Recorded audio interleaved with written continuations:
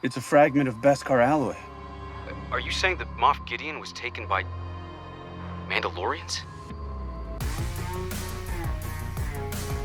Hey, welcome back to ScreenCrush, I'm Ryan Airy. Okay, so we have to talk about the ending of The Mandalorian Chapter 21 and what happened to Moff Gideon. And the indication is that the Mandalorians had something to do with this. The episode ends with Carson Teva finding the prison ship that was transporting Gideon. And to no one's surprise, Gideon was freed. Or maybe he was captured by someone else. Death would have been justice for his atrocities. Whoever it was, they left behind a fragment of Beskar. So this has to be like the Empire framing the Mandalorians, right? Well, it could be, or there could be something bigger going on. What if it was the Mandalorians? If that's the case, who are these Mandalorians? Are they part of Din Djarin's clan, or another faction that might be far more nefarious? This scene right here might have just given us a hint for where Season 3 is going, and we believe it's a Mandalorian civil war. And Moff Gideon's rescue or capture explains how it all connects. Bo-Katan walks both worlds, and she can bring all tribes together. Okay, so from the start of Season 3, we kept getting hints about Moff Gideon's fate. At first, it seemed pretty straightforward. Din captured him at the end of Season 2, and then Cara Dune delivered him to the New Republic. And what came of Gideon? He was sent off to a New Republic war tribunal. So the assumption was that the Moff will be facing a trial. But then, in Chapter 19, we started getting conflicted reports about Gideon's fate. I heard he escaped en route to the war tribunal. No, that was just a cover story. I heard they hooked him up to a mind flayer. The New Republic did send Moff Gideon to prison, but based on this scene, it seems like the transport was attacked a while back. So the rumors about him escaping were true, meaning the New Republic probably knew the Moff disappeared, but they were too incompetent to do anything about it. Man, the New Republic sucks. It's even worse than the Old Republic. You're not wrong there, buddy. High five. So the question about Gideon's prison break is this. Was he freed by the Empire, or was he captured by someone else? Let's start with the obvious suspect, the Empire. Members of the Empire, like Elia Kane, infiltrated the New Republic, and now they're undermining the government from the inside. This is all part of the Empire's plan in preparation for the First Order. Uh-oh.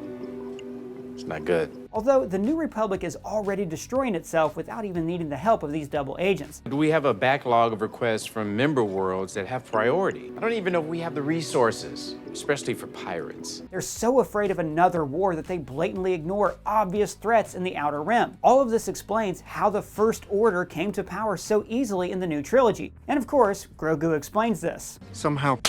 Oh, I feel terrible. I want to die. Well, what's wrong? Well, last night I got a new job. Oh, congratulations on the job, man. Thank you. So last night I went out and, well, I over-celebrated. Dude, I completely get it. I feel terrible the day after, even if I only have one drink. I just don't bounce back well like I used to. But I had a few last night, and today I feel fine. Wow, what's your secret? Oh, it's no secret. I use Z-Biotics. Z-Biotics really works. In fact, I order some every single month. Well, what is it? Won't you tell us? Well, Doug, Z-Biotics is a pre-alcohol probiotic that is the world's first genetically engineered probiotic. It was invented by PhD scientists to tackle rough mornings after drinking. Here's how it works. When you drink, alcohol gets converted into a toxic byproduct in your gut. It's this byproduct, and not dehydration, that's to blame for your rough next day. Z-Biotics produces an enzyme to break this byproduct down. It's designed to work like your liver, but in your gut where you need it the most. Shut up, liver!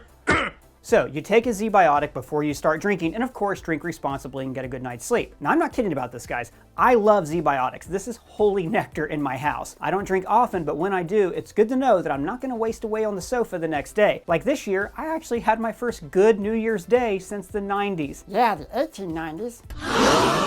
Stop it, you. So I highly recommend you try Z-Biotics. Go to zbiotics.com/ScreenCrush or scan the QR code on the screen right now to get 15% off your first order when you use the code ScreenCrush at checkout. Z-Biotics is backed with a 100% money-back guarantee, so if you're unsatisfied for any reason, they'll refund your money, no questions asked. Remember to head to zbiotics.com/ScreenCrush and use the code ScreenCrush at checkout for 15% off. Thank you to Z-Biotics for sponsoring this video. But back to what I was saying. Elia Kane served under Gideon, so she's probably still working for him. She seems to have access to highly sensitive and classified information, so this explains how the Empire knew when and where the prison transport would be. But why frame the Mandalorians? Well, for starters, this is likely all part of Gideon's plan to weaken the New Republic. In case you didn't know, Gideon was a member of the ISB, that's short for the Imperial Security Bureau. They're basically the space CIA.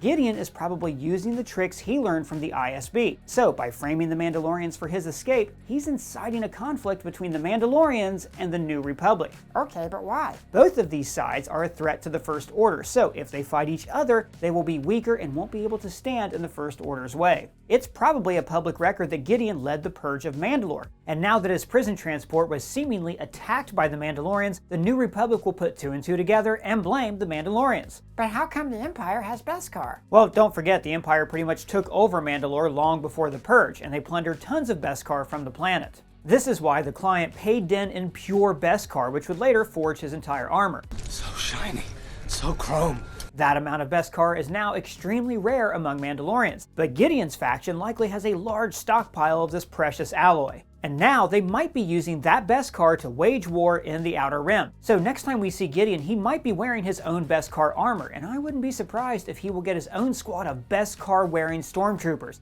In fact, we might see new Dark Troopers that this time are made entirely out of Beskar. More importantly, they will be using Beskar weapons, and according to the armorer, that's the only kind of weapon that can pierce Mandalorian armor. That's why Beskar weapons are not allowed to be used by Mandalorians. Its mere existence puts Mandalorians at risk.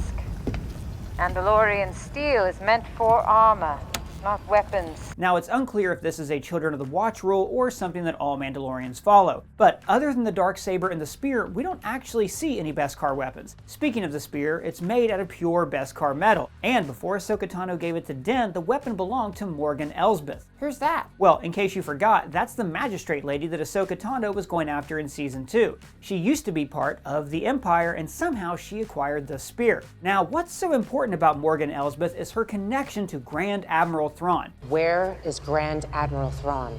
During the Galactic Empire days, Thrawn was one of the highest-ranking members of the Empire. For all we know, Gideon was actually working for Thrawn all along. In fact, inciting a war between the Mandalorians and the New Republic is exactly the kind of big-brain move that Thrawn would make. To defeat an enemy, you must know them. Not simply their battle tactics, but their history, philosophy, art.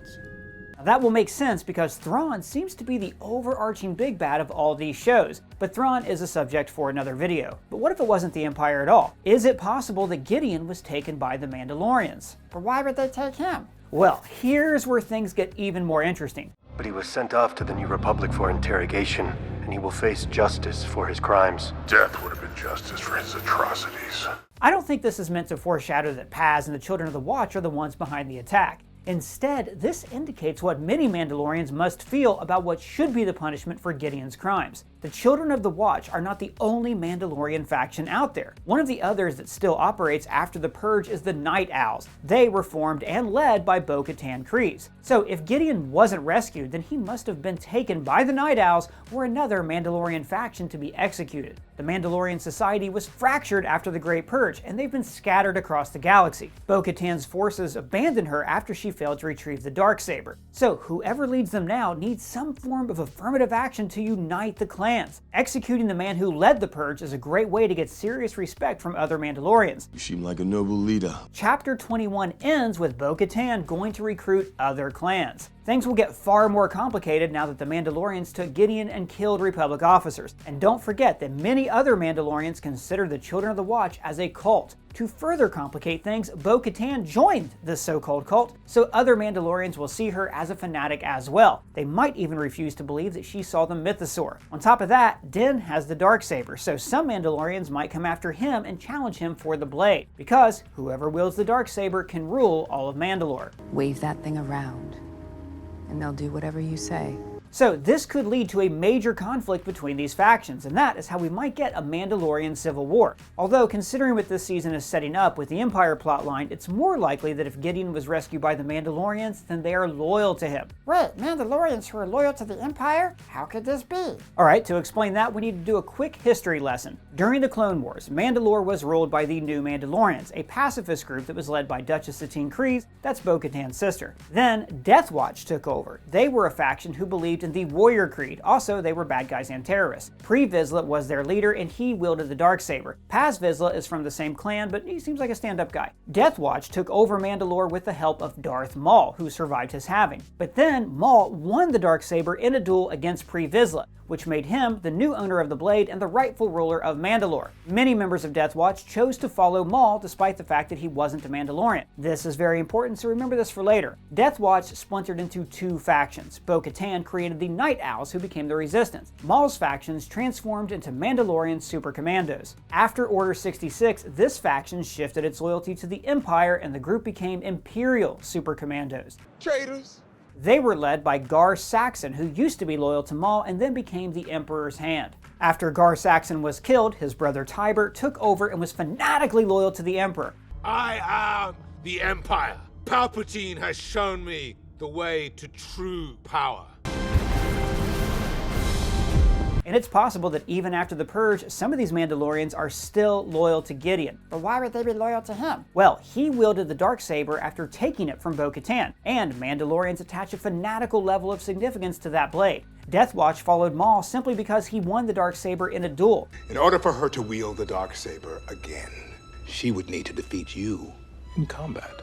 I mean, I don't know about you, but I think that's far more extreme than not being allowed to remove your helmet. So a highly religious culture such as this can be easily manipulated by sinister leaders like Moff Gideon. But he nuked their planet. Why would they follow him? True, but some of these Imperial Mandalorians might see him as the rightful ruler because he wielded the Darksaber. Din defeated Gideon, but this faction either may not know that happened yet, or they might be so loyal to Gideon that at this point it doesn't even matter. In fact, these Mandalorians might support Gideon because he possessed a large pile of Beskar and they want access to it. Show me the money! And with this precious metal, they could create their own empire one day. And based on Chapter 19, there's still a heavy Imperial presence in the Mandalore system. See, I think this faction likely has its own Mandalorian leader, other than Gideon himself. We may see yet another character from animation making the jump to live action, and that is Rook Kast. She was a Mandalorian who appeared in the Clone Wars, and she was extremely loyal to Darth Maul. She even helped break him out of prison when he was imprisoned by Darth Sidious. The last time we saw her was in the Siege of Mandalore when Bo-Katan's forces in the Republic freed the planet from Maul and his faction. But her fate was never revealed, and it's likely she survived the battle. While Rook Kast was very loyal to Maul, she likely joined the Empire, similar to Gar Saxon. And many fans believe that Rook Kast could actually be the Armorer. I was getting the sense that there's something sinister about the Children of the Watch. There's just something about the way they were presented, their rules, and the fact that some of their members used to be part of Death Watch.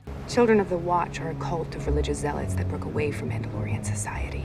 But this season is changing that perception because right now it looks like the Children of the Watch are genuinely good guys. But what about their strange rules? True, some of their ways can be seen as very extreme, but they aren't really hurting anyone. Well, I mean, no one except bad guys. When Din removed his helmet, they didn't kill him or hurt him. They simply exiled him with an option to redeem himself. Not to mention that they welcomed Grogu and Bo-Katan into their clan. When Din and Grogu needed help in Season 1, they came to their rescue. And now they help save Navarro, so they are presented as heroes. Why should we lay our lives down yet again? Because we are Mandalorians. This is the way. And in Chapter 21, we're seeing a major change happening for the Children of the Watch. The Mythosaur's return shifted the Armorer's perception of the Creed. Until now, they were isolated from other clans, but now Bo-Katan is allowed to remove her helmet because Bo-Katan walks both worlds. Hello, darkness, my old friend. And I genuinely believe that the Armorer wants to unite the Mandalorians. So no, I don't think that she's Rook Kast, but Rook Kast might still appear as the leader of these Imperial Mandalorians. Although I would prefer that the show introduce a whole new villain instead. A new character that has no baggage from previous shows. And that's a good thing, because I'm starting to feel like the show is too dependent on characters and stories from the Clone Wars and Rebels. Now, since I watch these shows, it doesn't bother me that much, but it's still something to consider when experiencing this story. It needs new ideas. Anyways, regardless of who leads the Imperial Mandalorians, when Gideon finally returns, he's going to have his own Beskar armor. And how crazy would it be if Gideon was a Mandalorian all this time? Wow. Plot twist. Didn't see that coming. Alright, maybe that's a serious reach, but think about it. He could have been a member of the Imperial Mandalorians who proved himself as such an asset that the Empire made him a Moff. That makes him the perfect antagonist in this show, because Din was a foundling. He wasn't born on Mandalore, but he encompasses everything that makes Mandalorians who they are. While Gideon was actually born as a Mandalorian, he ended up betraying his very nature and becoming something else entirely. But if that's not the case, and it's probably not, Gideon will still probably get his own Mandalorian armor, and he's going to return with a Mandalorian unit. Add it to the Darksaber significance, the Mythosaur, the Children of the Watch, and the other clans, and all of this can lead to a giant Mandalorian civil war. And by the way, everybody, I want to remind you to check out Z-Biotics to help you get over your rough mornings after you've had a night of drinking. I swear by this stuff, I think it's great. So, who do you think freed Moff Gideon, and where do you think Season 3 is going from here? Please let me know down in the comments below or at me on Twitter. And if it's your first time here, please subscribe, smash that bell so you get the alerts. For ScreenCrush, I'm Ryan Airy.